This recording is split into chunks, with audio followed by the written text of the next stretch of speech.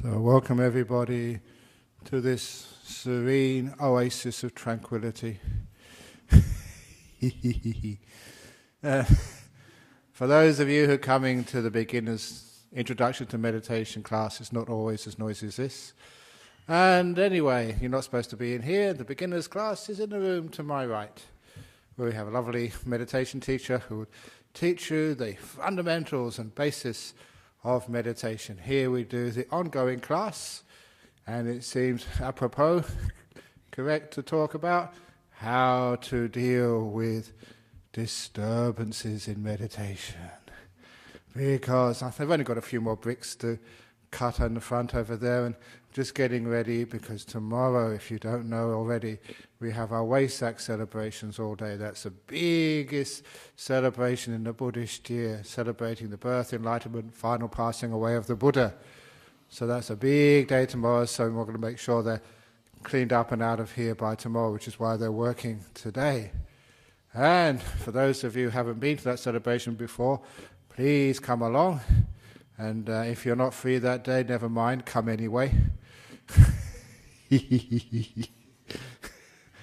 It's a nice big day. And if you've got to see your mother or your father or whatever, bring them here. If you're visiting the sick, you can bring the sick here as well. Who knows, they may be healed on the holy day. But anyway, today we're doing a bit of meditation. And if you ever have any disturbances, like sounds outside, always remember the attitude which you can still get into very peaceful, deep meditation without having to be worried by sounds. Because the story, which has a couple of stories, the basic story, how to deal with sound, came from my teacher. Because in our local villages around our monasteries in Thailand, whenever they had a party. And they had huge loudspeakers. You could hear them a couple of miles away, really loud. And they would go on till about 2 o'clock in the morning. And at 2 o'clock in the morning, they would all go and have a rest. But at 3 o'clock in the morning, the monastery bell went when we had to get up. So only having an hour's sleep at night, which was not enough. So we asked the headman of the local village, can you just stop at 1 o'clock? Give us an hour and a half, 2 hours sleep. And he said, no. We just have to keep going on. And so we knew he wouldn't pay any attention to us. So then we went to see Ajahn, because everyone was afraid of the great master. We asked him, can you please tell the head man to stop at 1 o'clock? I'm sure if you said, he would actually follow. And he said, no, monks, I won't say to the head man, because, he said, it is not the sound that disturbs you. It's you who disturb the sound. And that was incredible, wonderful little teaching. Because it's true, the sound is just the sound, but it's when we disturb it, when we don't want it, when we regard it as an irritation, when we say, no, we don't like the sound, you should stop them for half an hour, it's that thinking, that reaction, that is what is meant by disturbing the sound. When we let it be, then it's not a problem anymore. And the second story, which emphasizes this, on how to deal with a disturbance like sound, or other disturbances in your meditation, is to remember just whenever you watch a TV set. If ever you watch a TV set, you should be able to notice that when you first start watching the TV, you can see the edges of the screen and many things beyond the screen. Maybe you have a photograph of somebody on top of the screen. Somebody once had a Buddha statue on top of the TV set, and I told them off when I visited their house. So they actually offered the Buddha statue to the monastery. It's not appropriate to have a Buddha statue on top of your TV set, because Buddhas don't watch TV. But anyhow, you notice if you did have something on top of the TV set, after a few seconds of turning on the TV, your mind actually shrinks, and all you actually see is just what's inside the screen. If you have a big TV set or a small TV set, it's exactly the same experience. Your mind fits in to the screen, and anything outside the screen falls off your area of perception. You just don't see it anymore. And that's exactly how you deal with things like disturbances such as sounds. Don't put it in the center of your screen. Keep it on the edges. The center of the screen is your breath or your body scanning if you're doing body meditation, or the piece. Keep that in the center. That's important. And the sound, the disturbance is over there somewhere. To the left, to the right. It's not central to you. The problem is when we make a problem of the sound, when we get upset by it, it becomes the main thing, it becomes central in the very middle of our screen of attention, and of course everything else falls off.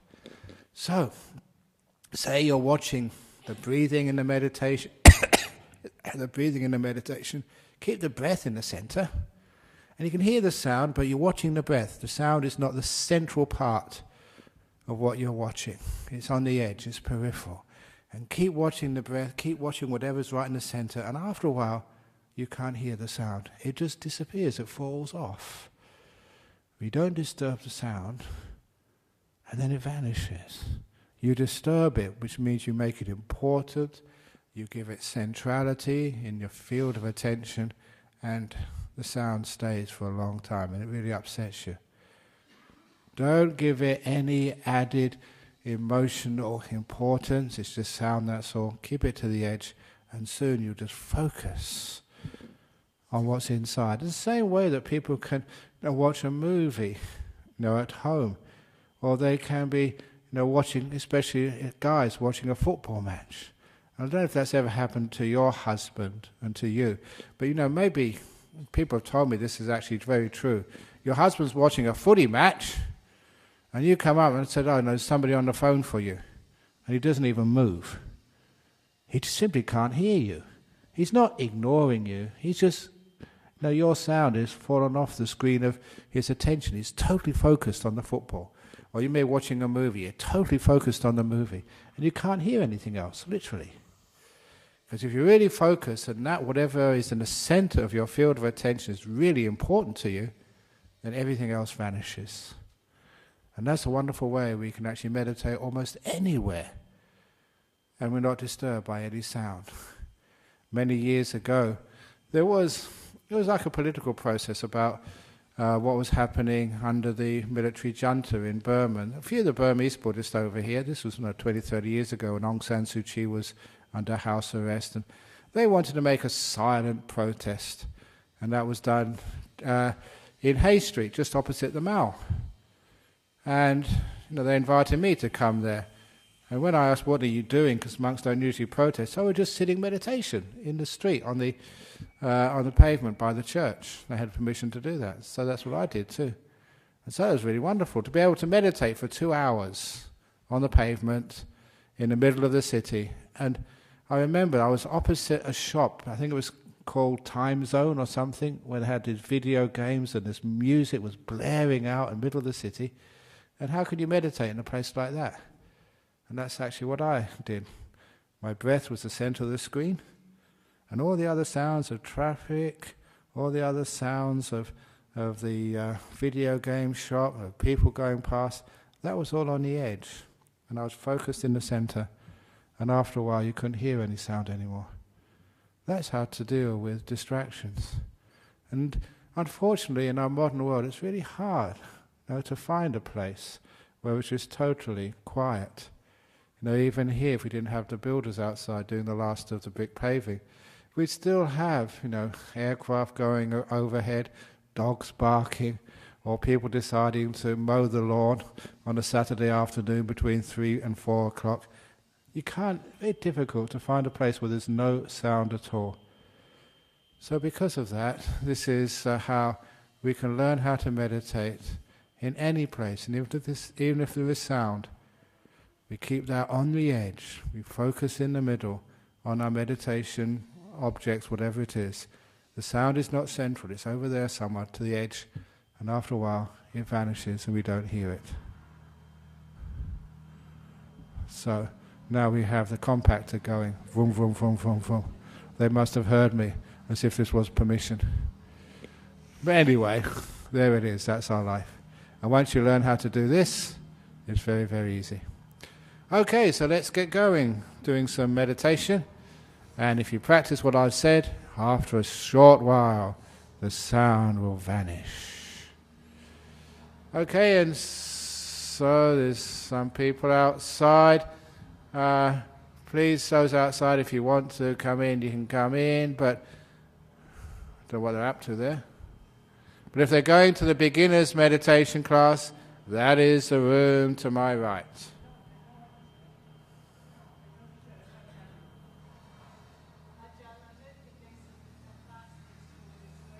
There's a what? The 5th week. Oh, that's true, the 30th. Okay, then they can come in here then. And they just, if they want to, but they have to learn how to meditate for a while. See what happens.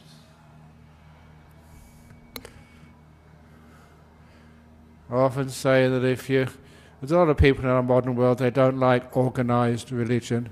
If you don't like organized religion, this is the place for you. We are disorganized religion, as you've just seen. What do they want to do? I know class next door, it's the 5th. New people. Probably best if you ask them to come next week, but if they want to sit here, it'd be too difficult if it's the new people. Try next week, I would suggest. Okay then. Unless they want to come in here, but they don't really know what they're doing. Okay, well neither do I really, so let's just give it a try. Okay. Enough fun and games. Okay, so if you're not sitting down with your eyes closed already, please close them now.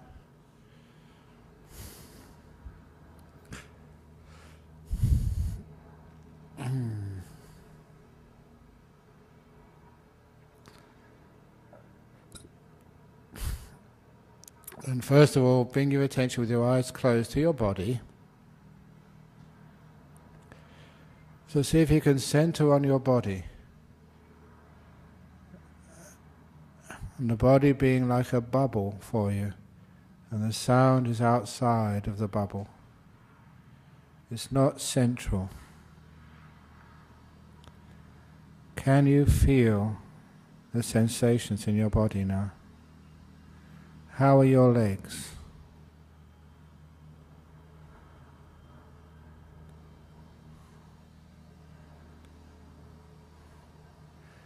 How's your bottom? Does it need to be moved?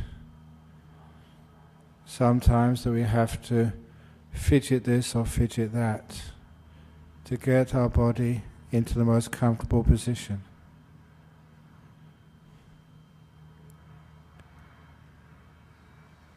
And if you have any tight pieces of clothing, loosen them.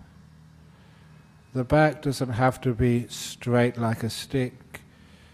It can be bent backwards, leaning whichever way, as long as you feel comfortable. Is your body comfortable? How's your head? How's your hands? So see what you need to do to get your body really, really comfortable.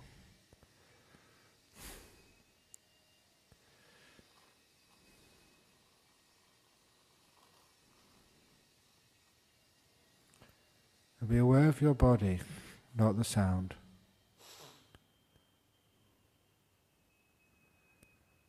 And you soon find you can relax your body.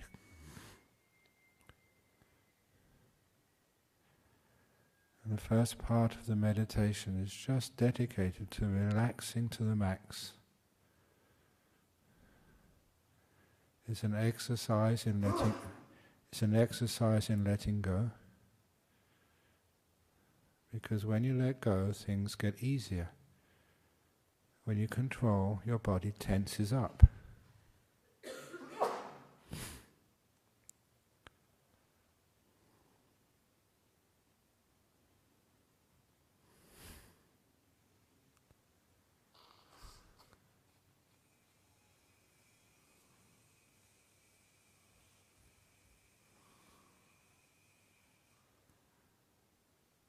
If there's any part of your body inside which is tight and tense, or irritating, focus on it. Put the irritation inside of you in the center of your screen.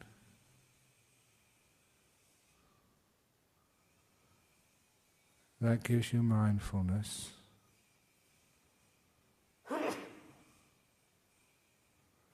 And allows you to relax.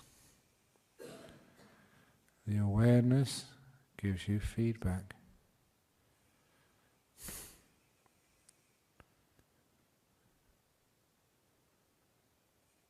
And you go through this process of being aware, relaxing. Keep the awareness, knowing it's getting more soft, more easy, more free, more peaceful. Until your body relaxes very deeply to what I experience as the delight of relaxation. There's hardly any tight places inside, and any irritations are relieved.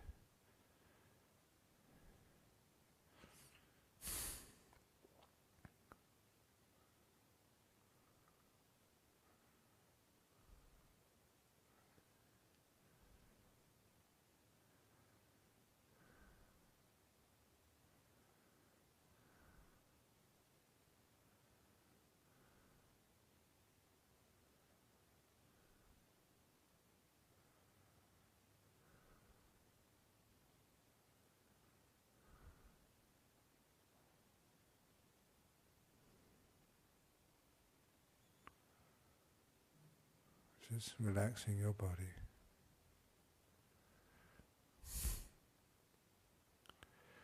And once the body is relaxed, then we can let the body go.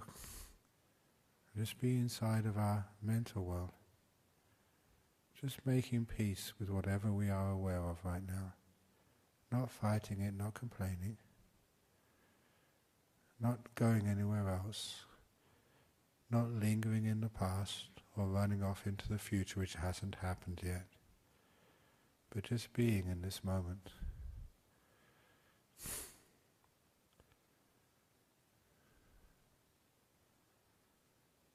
When people ask, what should I be aware of?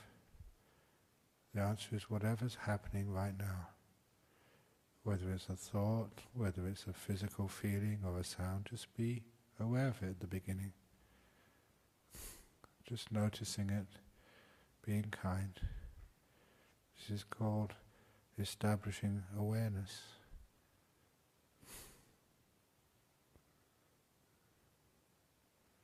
And in particular, be mindful, be aware of what I call the relaxation or the peace dial in your mind.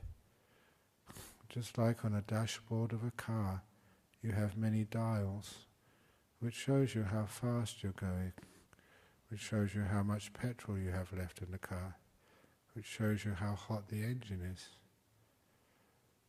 There's a dial in your mind called peace, relaxation, ease. Be aware of that, how peaceful you are, or the opposite, how tense you are. And see what you need to do to take that dial deeper and deeper into peace, relaxation and ease.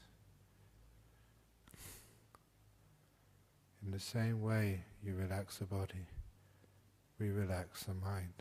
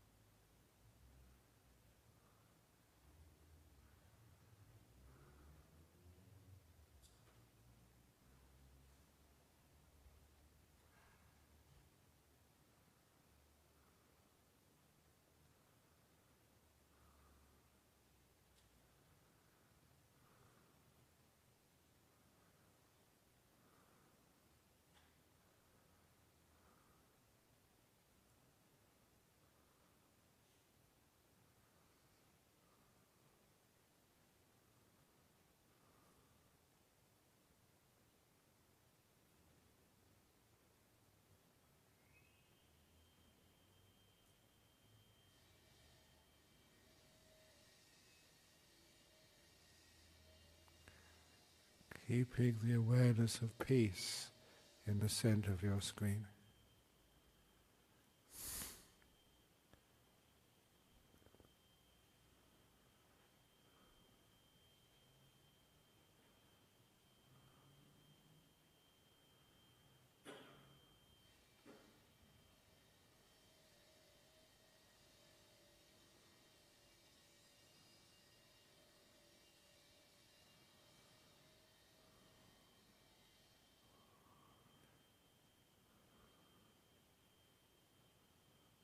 Just relaxing the mind, not fighting anything, making peace, being kind, being gentle.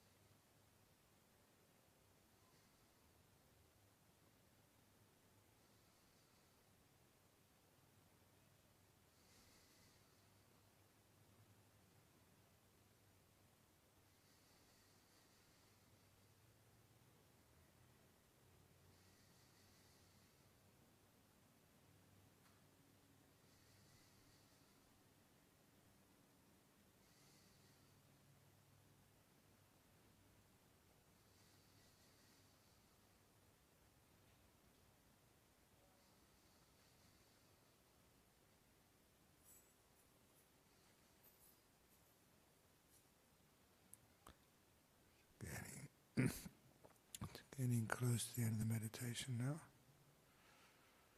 How do you feel? How relaxed, how peaceful are you?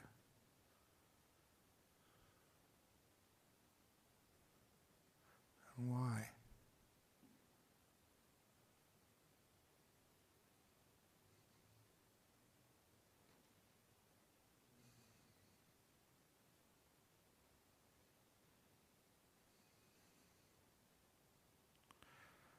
I'm now having the gong 3 times to end today's meditation.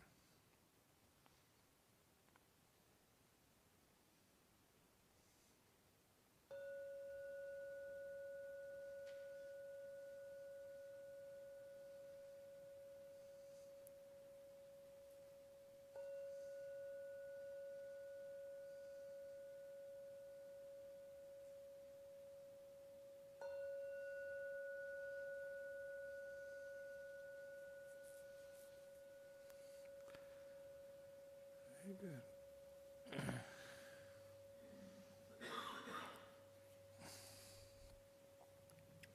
Very good. So we have the questions now. It was live stream from overseas. Any questions today? Thank you, Renee. Only one question. Oh, this is a nice question from the Maldives. So, I don't know, in the Maldive Islands, people are supposed to be on holiday over there.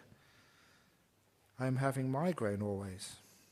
It starts blinking my nerves when I start meditation. I'm always trying to be kind to it, as advised by Ajahn Brahm, but I'm still unable to get rid of that suffering.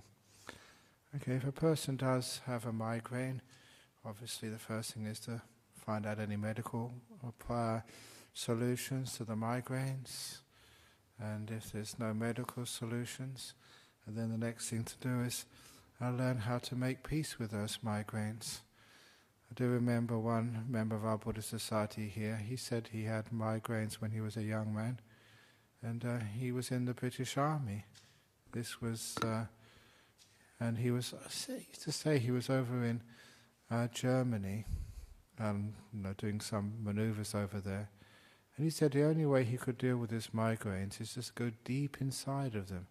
So deep inside the migraine, inside the body, inside the mind, always going deep into things rather than trying to run away. And he said because of the migraine he could get so deep inside himself that he couldn't feel any of the migraine anymore. And to give an example of what he did, he said that once he was on some sort of maneuvers, he was a sergeant, and so he was in charge, and when they were told they could have a tea break, his troop of soldiers all made a cup of tea, and he had a big migraine. So he said, I'm going off into a barn, into a dark place, because in the darkness it would overcome his migraines, or help anyway. So he went into a barn, and he said he got into a very, very deep meditation, just went really deep inside of himself, to a place where the migraine couldn't reach. And apparently, to show how deep he had got into this meditation, some commander got on the radio, told the troops it's time to move, so they all put away their tea stuff and they got into the truck, and they were just about a kilometre down the road when they realised they'd forgotten their sergeant, so they went back again, looked for him, found him. He was in this barn, and there were soldiers. They picked him up and dumped him in the back of the truck. And 5-10 minutes later he came out of the deep state he was in. And he didn't know anything about being picked up by soldiers or dumped in a truck. And soldiers aren't the most sensitive of human beings. It just actually showed him that you can go deep inside yourself. And he got into one of the deep meditations. He didn't really know what he was doing, but always going in, to a place where the pain can't reach you. And later on, when he came to Australia and he found out Buddhism, and he became a Buddhist, sometimes he said, I can't get into those deep states of meditation anymore because his migraines disappeared altogether. But there was the pain of the migraine, really gave him the incentive to really go deep inside and really get into very, very deep meditation. So it's an interesting way of dealing with the migraines. Just go really deep inside of yourself. And if that doesn't work, not going deep inside of yourself, the other way is actually to make peace with the migraine. This is something which the Buddha said. He said there's two types of pain and discomfort. The first is the physical stuff, which you can't really do too much about the physical stuff because that's neurological. But he said you can do a lot with your reaction to it, with the emotional part of the pain. And that is that part of pain or discomfort when it's, I don't want this, I can't stand it, and I'm trying to find a way out of it. Instead of trying to fight the pain, we let it be. It's a tough thing to ask a person because sometimes the pain can be just so debilitating. But you can learn how to let these things be, just to make peace with them instead of making war. And it's that attitude of making peace rather than war, which is one of the important skills which we learn from meditation. And if you have an ache which cannot be, or a pain, or an agony which cannot be overcome any other way, making peace with it really does work. I've done that many times myself. Other people have shown it actually works. There was one guy who used to come here years ago. Haven't seen him since. He's probably dead by now because he was towards the end of his life. And he had this very chronic back pain. And he was in the local, in the Osborne Park, the pain clinic for people with extreme chronic pain. And they could put all these gizmos on his brain, on his body, and to see what part of the brain is lighting up when he had this pain, and they could know it was really extreme pain. And in order for him to convey what he was feeling all the time, that they had he told me they had this very good little way of describing it, this gauge of the degree of pain. And he told me that on this scale of pain, his pain, which said he was experiencing 24 hours a day, was exactly the same as if you were having your arm cut off with a saw. So that was the degree of pain he was feeling.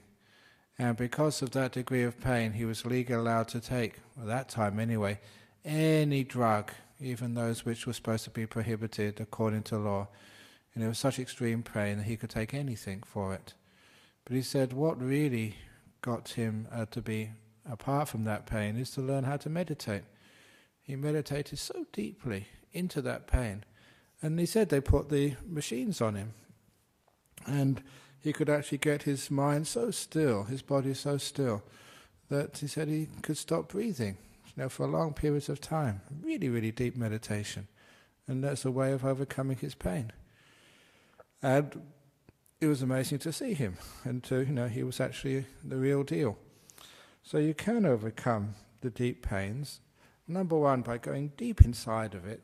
Stop running away from it. You have to go in the opposite direction, deep inside of it, making peace with it, being kind to it. And of course the last little story, which is one of the most important ones, which I've mentioned many, many times, is the anger-eating monster. Just in brief, because I mentioned this many times, it's in several of my books. The anger-eating monster, this monster came into the palace, and all the soldiers say, "Get out of here, you don't belong." And every bit of anger, ill will, trying to get rid of this monster just made it bigger, more painful, more of a problem. Until the empress came back, she knew what to do, and she said to this really ugly demon who'd come into the palace, "Welcome, thank you for coming. Have you had a cup of tea yet?" She was kind to the monster, and every time she was kind to the monster grew an inch smaller. Until everybody realized how to deal with this monster, they gave it kindness. Instead of trying to get rid of it, they welcomed it. And every act of kindness, the monster grew smaller and smaller and smaller, until it vanished completely away. And that idea of an anger-eating monster was a very wonderful psychological picture of what happens with pain. No pain. From the Maldives, your migraine, is an anger-eating monster. Get out of here, you don't belong. It gets worse. You're giving it anger, ill will, trying to get rid of it. And if a person can, it's a tough thing to do, but you can do this. If you say to it, welcome, thank you for visiting me, you make peace with it, you're kind to it rather than getting angry at it. Because you're not feeding it ill will and anger, you actually relax and it gets less and less. And once it starts getting less, you realize the path. Just like that story of the anger-eating monster. Once the Empress gave it kindness, and everybody was mindful enough to see that the kindness made the monster a little bit smaller, less of a problem. The mindfulness, watching the monster, gave feedback. See, give it anger, it gets worse. Give it kindness, it gets less. So that way they realized what they needed to do. Mindfulness gives you feedback, the feedback gives you wisdom, it gives you the solution.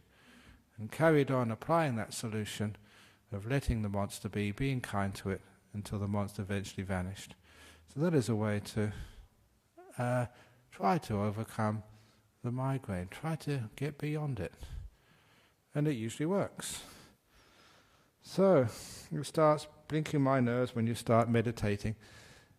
It's a sign to me is, that you are trying to meditate or trying to get rid of something, and that just makes you more tense. If you can learn how to let it be, relax, then you find out the solution is right there. And sometimes when you have a big problem like a migraine, it has its benefits, excuse me for saying this, because it does focus your mind, and you have to do the right thing because otherwise it just gets worse and intolerable. So sometimes people who have had difficulties with pain and other problems, they can use it to their advantage. When I had the terrible noise in our monastery, I learnt how to deal with disturbing sounds by not disturbing them. If I hadn't had that suffering, you wouldn't have been able to do that. When you have very, very bad pains, it's a teacher. You can actually learn how to be at peace with the pain. So it does become, what was a problem, you turn to your advantage. So that was with the migraine. I hope that helped in the Maldives. It's a very terrible thing because other pains you can take medication, but sometimes the migraines, sometimes there's no medication available. You just have to learn how to meditate into it. Relax, make peace, be kind. Remember the anger-eating monster. And those are pretty good strategies which usually work. Okay, is there any questions from the floor today? Going. Gone. Okay, very good. So let's pay respects to Buddha, Dhamma and the Sangha, and then we can actually go do what we need to do.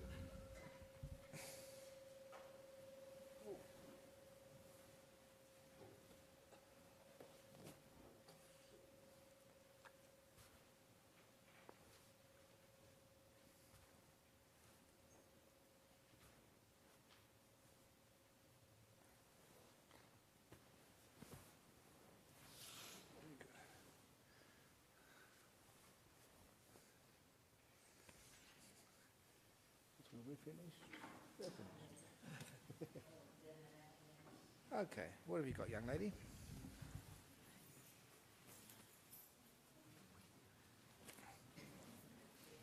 Not enough. I'm doing well. Okie dokie. No, okay. Remember that one? Sorry? Alice. Alice. Alice.